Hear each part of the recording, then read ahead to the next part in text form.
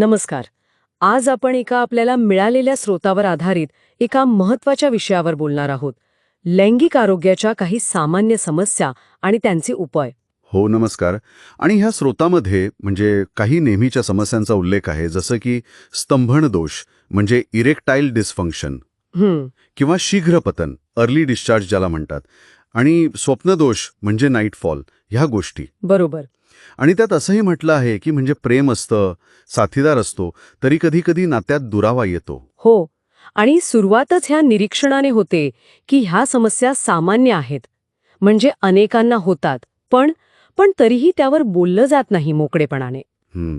स्तंभन दोष म्हणजे पुरुषांना लैंगिक संबंधासाठी ती आवश्यक ताठरता मिळवणं किंवा टिकवणं यात अडचण येणं, आणि शीघ्रपतन म्हणजे अपेक्षेपेक्षा लवकर स्खलन होणं. हो. ह्या गोष्टी नात्यात गैरसमज किंवा तणाव निर्माण करू शकतात, अगदी प्रेमळ नात्यात सुद्धा. अगदी. म्हणजे शारीरिक त्रासाबरोबरच त्याचा जो मानसिक परिणाम आहे, हो, विशेषतः आत्मविश्वासावर होणारा परिणाम, तो खूप मोठा भाग दिसतोय ह्यात. अगदी अगदी. आणि म्हणूनच कदाचित ह्या स्रोतामध्ये केवळ उपचारांवर भर नाहीये, तर गोपनीयता, प्रायव्हसी आणि गमावलेला आत्मविश्वास परत मिळवण्यावर पण जोर दिलाय. करेक्ट. आणि गोपनीयतेची खात्री मिळणं हे अनेकांसाठी खूप महत्वाचं असतं, नाही का? हो ना. आणि याच मुद्द्याला धरून स्रोतातला तो संदेश येतो, शर्मा ये मत, म्हणजे लाज बाळगू नका, संकोच करू नका. हां. हे सांगणं गरजेचं आहे, कारण लोक मदतीसाठी पहिलं पाऊल उचलायलाच कचरतात पुष्कळदा. हो. हा संकोचच मोठा अडथळा ठरतो उपचारांमध्ये. पण मला इथे एक प्रश्न पडतोय, जर ह्या समस्या इतक्या सामान्य आहेत, जसे हे स्रोत पुन्हा पुन्हा सांगताय, तर मग आजही समाजात याबद्दल बोलायला किंवा अगदी व्यावसायिक सल्ला घ्यायला इतका संकोच का वाटतो? बरोबर आहे प्रश्न.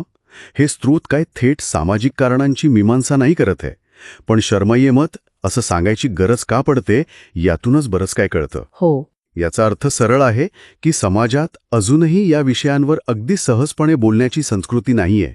गैरसमज असतील, माहितीचा अभाव असेल, हां. किंवा लैंगिकतेबद्दलच्या काही चुकीच्या कल्पना असतील, त्यामुळे लोक वैद्यकीय सल्ला घ्यायला कचरतात किंवा उशीर करतात. म्हणजे उपाय आहेत, पण लोकांपर्यंत पोहोचायला किंवा लोकांनी उपायांपर्यंत पोहोचायला एक अडसर आहे. सामाजिक, मानसिक. हो, एक प्रकारचा अडथळा आहे. आणि याच पार्श्वभूमीवर या माहितीत अकोला येथील कन्सल्टंट सेक्शॉलॉजिस्ट डॉक्टर ललित हेडा यांचा उल्लेख आहे. ते योग्य उपचार आणि पूर्ण गोपनीयतेची खात्री देतात असं म्हटलं आहे. हो, आणि व्यावसायिक मदत घेण्याचा हाच तर महत्वाचा पैलू आहे. जेव्हा एखाद्या तज्ज्ञाकडून मार्गदर्शन मिळतं, उदाहरणार्थ डॉक्टर हेडांसारख्या सेक्शॉलॉजिस्टकडून, तेव्हा फक्त शारीरिक समस्येवरच नाही, तर त्याच्याशी जोडलेल्या मानसिक गोष्टींवर पण काम करता येतं. लोकांना योग्य माहिती मिळते आणि त्यांचा आत्मविश्वास वाढायला मदत होते, असा ह्या माहितीचा रोग दिसतोय. बरोबर. तर एकंदरीत या चर्चेतून आपण काय महत्वाचं घ्यायचं? मला वाटतं मुख्य मुद्दा हाच की लैंगिक समस्या अनेकांना जाणवतात, त्या बऱ्याचदा सामान्य असतात. हो. आणि त्यावर वैद्यकीय मदत उपलब्ध आहे. अगदी. महत्वाचं म्हणजे संकोच न बाळगता योग्य वेळी सल्ला घेणं. या स्रोतात डॉक्टर ललित हेडा यांच्या क्लिनिकचा उल्लेख एक पर्याय म्हणून दिला आहे. हो. आणि हे सगळं ऐकल्यावर एक विचार मनात येतोच, म्हणजे वैद्यकीय विज्ञान इतकं पुढे गेलं आहे, समुपदेशन आहे, ह्या समस्यांना सामान्य म्हटलं जात आहे. मग आजही आपल्या समाजात या विषयांवर इतकं सहज बोलायला किंवा मदत मागायला इतकं कठीण का जावं? हा संकोच पूर्णपणे कधी आणि कसा दूर होईल, हा खरंच एक मोठा प्रश्न आहे. अगदी विचार करायला लावणारा प्रश्न आहे.